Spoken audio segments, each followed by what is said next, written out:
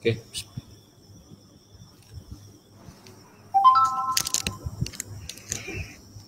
Bismillahirrahmanirrahim. Assalamualaikum warahmatullahi wabarakatuh. Alhamdulillahirabbil alamin. Wassalatu wassalamu ala Rasulillah wa ala alihi wa sahbihi ajma'in. Rabbi shrah li sadri wa yassir li amri wahlul 'uqdatam min lisani yafqahu qawli. Allahumma iftah 'alaina futuhal 'arifin warzuqna fahman nabiyyin. Allahumma kun ma'ana wa lana daiman ya arhamar rahimin. Kepada penonton yang saya hormati sekalian, pada malam ini saya akan sambung hadis yang ke-150, saya akan sambung hadis yang ke-149 di mana hadis yang ke-149 ini dia menyebutkan an Abi Hurairah radhiyallahu anhu an Nabi sallallahu alaihi wasallam qala ثلاث دعوات مستجابات لا شك فيهن دعوة المظلوم ودعوة المسافر ودعوة الوالد على ولده. Maksudnya ialah daripada Abu Hurairah radhiyallahu anhu, daripada Nabi sallallahu alaihi wasallam, baginda bersabda 3 doa yang mustajab tanpa syak lagi. Doa orang yang kena zalim, doa orang musafir dan doa anak terhadap anaknya. Jadi ada 3 doa yang mustajab, tapi sebenarnya bukan 3 ni saja sebenarnya. Dalam hadis lain banyak lagi lah, tapi dalam hadis ini disebutkan salah satu ataupun salah sebahagian daripada doa yang sangat mustajab itu adalah 3 ni lah. Sebenarnya banyak lagi lah. Yang pertamanya ialah doa orang kena zalim, doa orang kena zalim. Yang keduanya doa orang musafir, dan ketiganya doa seorang ayah terhadap anak dia. Okey. Sebenarnya saudara-saudari, yang dikatakan doa orang kena zalim ni, dia tak semestinya angkat tangan. Contohnya si A, dia kena zalim, dia kena pukul oleh seseorang dengan cara yang tidak sebenar, ataupun harta dia dirampas, ataupun dizalimi secara fitnah.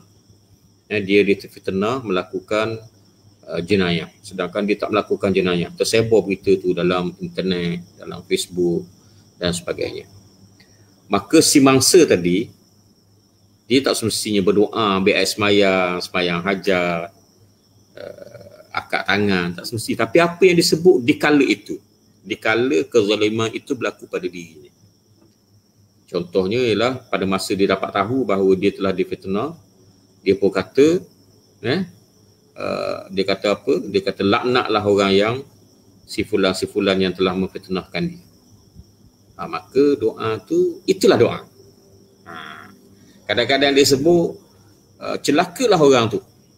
Nanti belanggar dia. Nanti terbakar rumah dia. Dia sebut dalam mulut dia pada saat dizalimi. Itu yang dikatakan doa yang kena zalim. Ada pun yang selepas kena semayang hajat dulu apa semua tu, itu ya juga. Tapi apa yang terlepas daripada mulut orang yang kena zalim tadi, itu adalah doa yang akan dinilai oleh Allah Subhanahu Wa Taala, di mana nilaian dia adalah sebagai da'watul mazlum, doa orang kena zalim. Jadi doa orang kena zalim ni la syakka fihinna, iaitu tidak syak lagi mustajab dia dalam 3 perkara ni. Jadi jangan main lah.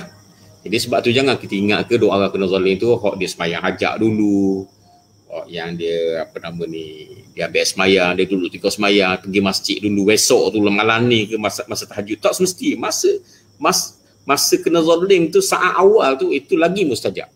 Itu juga doa. Dia sebut apa kepada penzalim dia tu, maka doa tu sangat mustajab. Jadi sebab tu orang yang kena zalim ni, mungkin dia tak terfikir masa tu apa yang dia cakap kan, tapi itulah hakikatnya. Jadi sebenarnya orang kena zalim ni sangat-sangat ditolong oleh Allah Subhanahu Wa Taala. Tak kira lah. Jadi sebab tu kadang-kadang ada orang kena zalim macam-macam bentuk. Ada yang kena zalim kena pukul, ada yang kena zalim kena fitnah, sampai hilang jawatan pun ada. Kena zalim sebab apa? Dia kena difitnah oleh orang sampai hilang jawatan dia. Ada juga ada juga yang dizalimi, difitnah sehingga tak laku perniagaan dia. Ada juga kan. Dia kata no, tak laku perniagaan dia kan. Kenapa? Kerana telah dilakukan sebaran buruk terhadap kedai dia. Kedai dia ada bela jin. Contohnya lah contohnya. Jadi tak laku, orang tak pergi kedai dia. Contohnya lagi ialah apa nama ni, ialah termasuklah juga budak-budak sebenarnya. Okey. Kita menzalimi budak-budak. Termasuklah yang dikatakan menzalimi ni juga kita boleh masukkan orang yang kehilangan hak, yang tidak ditunaikan hak dia. Contohnya ialah ibu bapa yang sepatutnya ditaati, yang sepatutnya dihormati, sepatutnya dibuat baik. Tiba-tiba ibu bapa ni dilupakan, ibu bapa dibiarkan merepak di luar rumah. Okey, dihalau oleh anak. Jadi tidak menunaikan hak itu juga termasuk doa orang kena zalim. Maknanya dia ayah yang diderhakai oleh anak dia, ibu yang diderhakai oleh anak dia, disebut apa pun atas dasar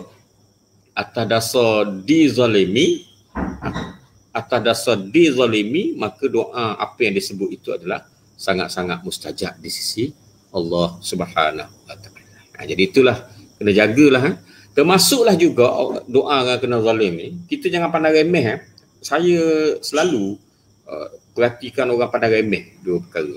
Kita ambil hak orang, walaupun cara tu tidaklah terlalu besar. Contohnya saya minta maaf sebut doa orang kena zalim ni juga. Kalau kita di jalan raya, sepatutnya bila lampu warna merah kita kena berhenti. Tiba-tiba kita pergi jalan juga. Bila kita pergi jalan juga sehingga terganggu orang yang bahagian lampu yang berwarna hijau. Pada masa itu orang yang lampu di bahagian hijau tu disebutlah pada celaka sungguh orang ni, dia sepatutnya tak boleh jalan-jalan, berlanggar. Tengok. Itu pun termasuk orang kena zalim juga. Jangan nampak orang kena zalim ni bila rampas tanah baru kena zalim, kena pukul baru zalim, kena fitnah sehingga hilang jawatan baru zalim. Difitnah sehingga perniagaan tak laku, zalim tak? Jangan limitkan perkara sampai begitu. Termasuklah juga orang yang menzalimi, dia ambil hak orang walaupun secara kita nampak biasa. Kita nampak orang yang langgar traffic light yang berwarna merah sehingga orang yang berhak lalu tak berlanggar apa-apa, dia kata dia pada mulut dia. Dia kata celaka orang ni, berlanggar dia, nanti mustajab doa tu, mati berlanggarlah dia. Apa keadaan apa berlanggar, mustajab doa tu. Itu satu. Termasuklah juga kalau kita masuk tandas, orang yang masuk tandas, tiba-tiba dia telah menggunakan tandas tu, tapi dia mengganggu hak orang. Apa? Dia tak bersihkan balik tandas tu setelah digunakan. Dia tak pam. Dia tak pam dia punya najis itu, dia tak pam najis sehingga kotor. Bila kotor tu, maka orang lain masuk, maka orang yang masuk itu dizalimi hak dia. Maka apa yang disebut akan jadi satu doa. Dia keluar, dia masuk je, celaka orang ni, menatang orang ni. Dia kata tak, biar kena lanak orang ni, biar kena belanggar orang ni, contohnya. Dia kata macam tu. Maka itu adalah doa-doa yang dimasukkan dalam doa orang kena zalim. Termasuklah juga orang kena zalim ni orang yang bukan Islam yang kena zalim. Betapalah orang zalim ni mustajabnya doa. Siapa orang kafir pun, kalau dia kena zalim pun mustajab juga. Apa yang disebut pun dia jadi mustajab juga. Jadi sebab tu jangan kita zalim. Termasuklah kita jangan zalim kepada binatang-binatang. Sebab banyak juga hadis-hadis, nas-nas yang menunjukkan bahawa binatang-binatang ni juga berdoa kepada Allah, berzikir kepada Allah Subhanahu wa taala. Jadi jangan kita zalim kepada binatang-binatang ini sebab dia orang pun ada juga bahasa-bahasa zikir dia yang kita bimbang. Takut kita melakukan sesuatu yang buruk kepada mereka, mereka akan mengadu kepada Allah, maka dia akan menjadi mustajab doa. Okey, habis. Ada satu perkara lagi yang saya ingin sebutkan pada saudara-saudari. Adakah kita ni tidak zalim? Kita hidup saya kena fikir. Makna dia, saya nak mengajak saudara-saudara sekian bermuhasabah diri. Aku ni pernah zalim kat orang tu. Itu kena saudara. Kena cek. Saudara-saudara kena cek saya Saudara-saudara penuntut sekian kena cek ada tak kita zalim kat orang. Bimbang juga tu ada, takut kita ada zalim kat orang. Jadi sebab itu saudara-saudari, kadang-kadang kita nampak adalah hidup kita ni terganggu. Kadang-kadang pusing, tak ada sebab apa-apa, pusing fikiran, tak boleh nak tidur malam-malam. Dok, kadang-kadang pukul 10 letak kepala tu, pukul 2 baru tidur. Kadang-kadang pusing tak tentu pasal. Kadang-kadang keberkatan harta, duit gaji besar berpuluh-puluh ribu tapi tak ada apa pun tinggal. Tak beli apa pun. Ada tu kok kita kezalim kat orang. Saya bimbang tu. Saya bimbang pada diri saya sendiri dan saya juga mengajak saudara-saudara sekalian bermuhasabah. Ada tak kita pernah zalim kat orang? Tu persoalan yang sangat penting. Sebab kita nilai hidup kita ni, aku ni apa jadi berlaku perkara ni buruk kepada aku? Kenapa aku buruk sangat berlaku kepada aku ni? Aku ni buat kerja molek dah. Tapi berlaku buat benda buruk pada diri aku ni. Orang tak suka lah, orang buang lah. Orang kalau berniaga, orang tak mari tak mari membeli lah. Kalau dia tu pegawai kerajaan lah, tak naik pangkat lah. Sedangkan kalau nak ikutnya gelerang dia dah tu. Tepak tu. Tepak yang jawatan besar-besar tu. Dia Terengganu ni. Tapi tak boleh dia apa-apa. Kadang-kadang mungkinlah kita ni pernah zalim kat orang. Kita kena. Sebab tu kita muhasabah. Jangan kita nampak kita je mungkin kena zalim tu. Tapi kita juga mungkin menzalimi orang. Sebab saya sendiri muhasabah diri saya ketika saya bekerja sebagai pensyarah di universiti. Saya memang takut zalim markah orang. Kadang-kadang pengajaran yang kita bagi tu kita ambil masa yang kita tidak menjelaskan dengan baik. Sepatutnya saya cari jalan macam mana mereka faham. Mereka boleh faham bahasa saya sehingga saya dapat menerangkan pelajaran itu dengan baik. Saya mengajar itu, saya mengikut masa yang telah ditetapkan. Mungkin saya zalim juga. Saya zalim, saya tidak menghalusi bahasa yang sepatut saya gunakan untuk mengajar. Itu zalim. Orang bagi gaji kat kita sebagai pensyarah, tapi kita tidak melakukannya dengan terbaik. Kita pakai bahasa kita je. Tak boleh juga. Kadang-kadang bimbang takut itu adalah kita menzalimi pelajar-pelajar. Masa pelajar-pelajar sepatutnya sejam, kita ambil setengah jam, lepas tu kita keluar dah. Pelajar-pelajar atau panggil apa, terkapai-kapai nak tahu maklumat itu ini dan sebagainya. Kadang-kadang dari segi markah, kadang-kadang kita terlalu ketat sangat. Okay?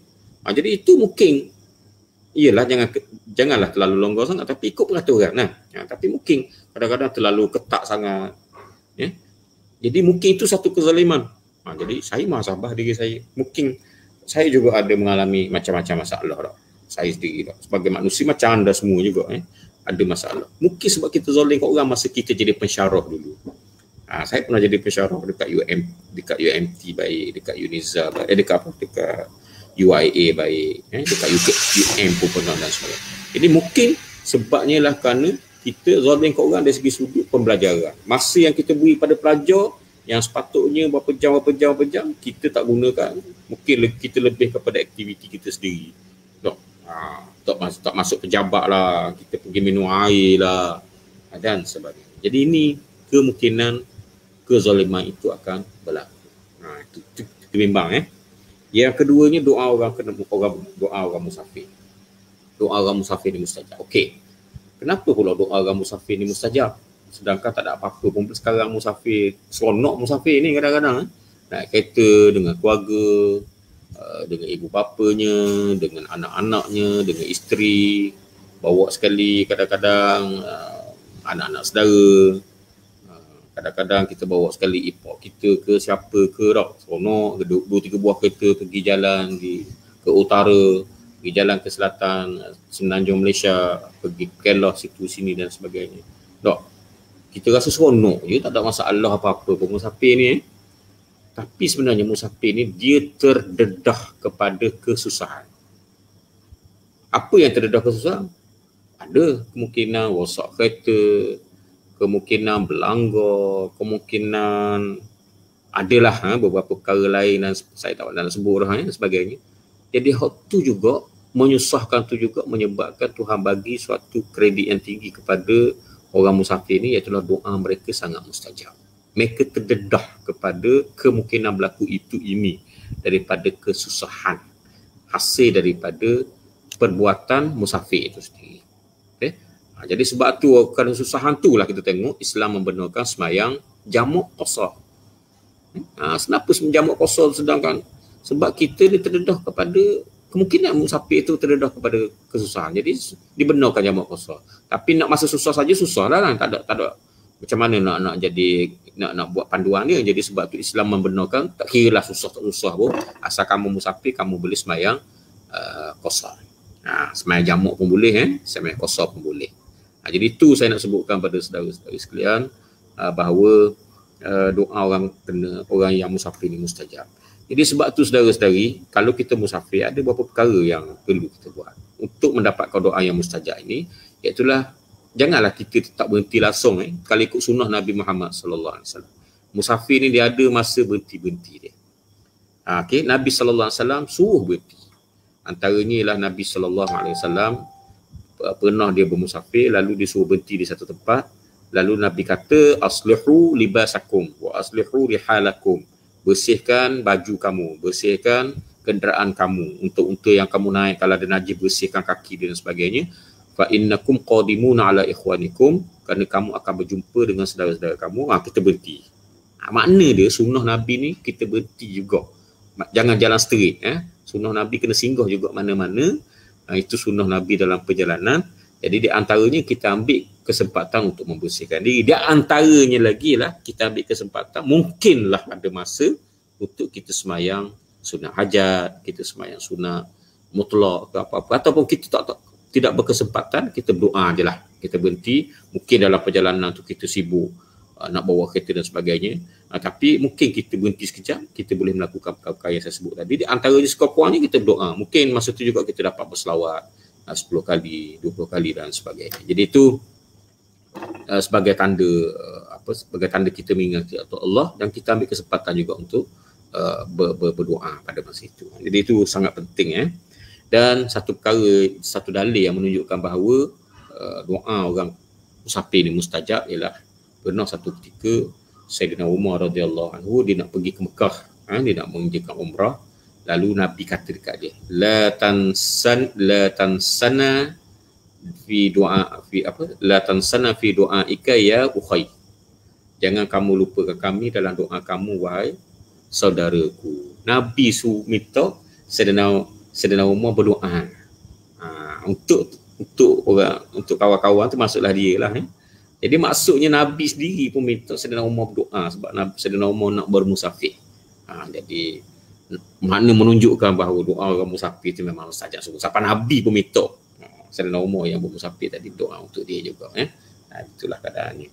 Dan satu lagi lah doa da'watul walid awalidihi, iaitu doa seorang bapa kepada anak dia. Begitu juga dengan seorang ibu kepada anak dia. Jadi sebab tu jangan kita sebut perkara yang buruk kepada anak-anak kita. Jangan sebut benda-benda buruk, syaitan. Jangan sebut lembu, jangan sebut kerbau, jangan sebut lembab. Sebab takutlah kataan-kataan kita tadi akan menjadi doa. Tak kira lah masa mana pun. Dan tak kira lah dalam semayang, kakak tangan ke tak kakak tangan, jangan sebut. Sepanjang hidup kita jangan sebut benda buruk pada anak. Walaupun dalam hati kita ni macam-macam tak berkata. Tak apalah, itu dimaafkan oleh Allah. Apa yang terbuku dalam hati itu dimaafkan oleh Allah. Innallaha tajawaza an ummati amma waswasat bihi nafsuh ma la ta'mal bihi. Iaitulah Allah Ta'ala memaafkan umat aku apa yang terlintas dalam hati dia sehinggalah dia bercakap ataupun dia beramal dengan perkara itu. Pokok yang kita kutuk dalam hati tak apalah dimaafkan oleh Allah, tapi yang jangan sebut melarat sampai ke mulut, kerana itu menyebabkan doa kita akan dimakbulkan oleh Allah Subhanahu wa taala. Itu kena jagalah perkara tersebut. Kemudian disebutkan dalam hadis yang ke-150 an Abi Malik al-Asy'ari radhiyallahu anhu anna Nabi sallallahu alaihi wasallam qala idza walaja ar-rajulu fi baitihi falyaqul Allahumma inni as'aluka khairal mawlij wa khairal makhraj bismillahi walajna wa bismillahi kharajna wa 'ala Allahi rabbina tawakkalna wa 'alallahi rabbina tawakkalna thumma yusallim ala ahlihi. Riwayatkan daripada Abu Malik Asy'ari radhiyallahu anhu daripada Nabi sallallahu alaihi wasallam, baginda bersabda, apabila seorang insan memasuki rumahnya, hendaklah ia berkata, ya Allah, sesungguhnya aku bermohon kepada Engkau tempat masuk yang terbaik, tempat keluar yang terbaik, dan dengan nama Allah kami masuk, dengan nama Allah kami keluar, dan dengan nama Allah Tuhan kami bertawakal. Kemudian berilah salam kepada rumah. Jadi ahli rumah. Jadi apabila kita nak sampai kat rumah kita, ada doa dia. Ini doa dia. Itulah bunyi dia, Allahumma inni as'aluka khairal maulaj wa khairal makhraj. Bismillahi walajna, bismillahi kharajna, wa 'alallahi rabbina tawakkalna. Itu doa dia. Bacakanlah doa tu, kemudian beri salam. Kita ni masuk rumah kita tak beri salam pun, kita kata dah biasa dah. Tak. Ini isteri kita dah biasa dah, tak pernah sabar dah nak bagi salam dah. Ini anak-anak kita, ini cucu-cucu kita tak pernah sabar nak beri salam dah. Sunat juga beri salam. Walaupun dia dah dapat dengan kita dah biasa sangat, tapi sunat juga kita memberi salam ni. Kemudian memberi salam ketika masuk rumah. Kemudian ketika keluar rumah, an Ummi Salamah radhiyallahu anhu, an Nabi radhiyallahu anha, an Nabi sallallahu alaihi wasallam, kana idza kharaja min baitihi qala bismillah tawakkaltu 'ala Allah. Allahumma inna na'udzubika min an nazilla aw nadhilla aw nadhlima aw nudhlam aw najhal aw yujhala alaina. Diriwayatkan daripada Ummu Salamah, sesungguhnya Nabi sallallahu alaihi wasallam keluar daripada rumahnya, baginda memandang ke langit sambil berdoa, bismillah tawakkaltu 'ala Allah, Allahumma inna na'udzubika min an nazilla aw nadhilla aw nadhlima aw nudhlam aw najhala aw yujhala alaina. Itu doa Nabi. Kenapa doa ni? Iaitulah bismillah tawakkaltu 'ala Allah, Allahumma inna na'udzubika min an nazilla aw nadhilla aw nadhlima aw nudhlam aw najhala aw yujhala alaina. Apa maksud dia? Dengan nama Allah aku bertawakal kepadanya, kepada Allah, ya Allah, aku mohon berlindung denganmu daripada tergelincir ataupun digelincirkan daripada kebenaran, ataupun tersesat ataupun disesatkan daripada hidayat, atau kami melakukan kezaliman, atau kami dizalimi, atau aku berlindung dengan kamu daripada kami menjadi orang jahil, ataupun dijahilkan orang, ataupun diperbodohkan orang. Jadi kita minta dengan Allah supaya kita keluar sana, tak ada orang membodohkan kita, tak ada orang menzalimi kita, dan kita pun tak zalim ke orang. Dan kita pun tak sesat. Kita tidak disesatkan orang, dan orang pun, kita sendiri pun tak sesat, dan kita pun tidak menyesatkan orang. Itu ada antara doa yang dibaca oleh Nabi sallallahu alaihi wasallam. 153 Anas bin Malik radhiyallahu anhu, an Nabi sallallahu alaihi wasallam qala, man akala ta'aman faqala alhamdulillahilladzi at'amani hadha wa razaqanihi min ghairi haulin minni wala quwwah ghufira lahu ma taqaddama min dhanbihi. Diriwayatkan daripada Anas bin Malik daripada Nabi sallallahu alaihi wasallam, baginda bersabda, barang siapa yang makan kemudian dia berkata alhamdulillahilladzi at'amani hadza wa razaqanihi min ghairi haulin minni wala quwwah, akan diampunkan dosanya, akan diampunkan daripada segala dosa yang ia lakukan. Ini doa dia. Kalau sudah makan ni baca doa ni. Alhamdulillahilladzi at'amani hadza wa razaqanihi min ghairi haulin minni wala quwwah. Itu sekatu.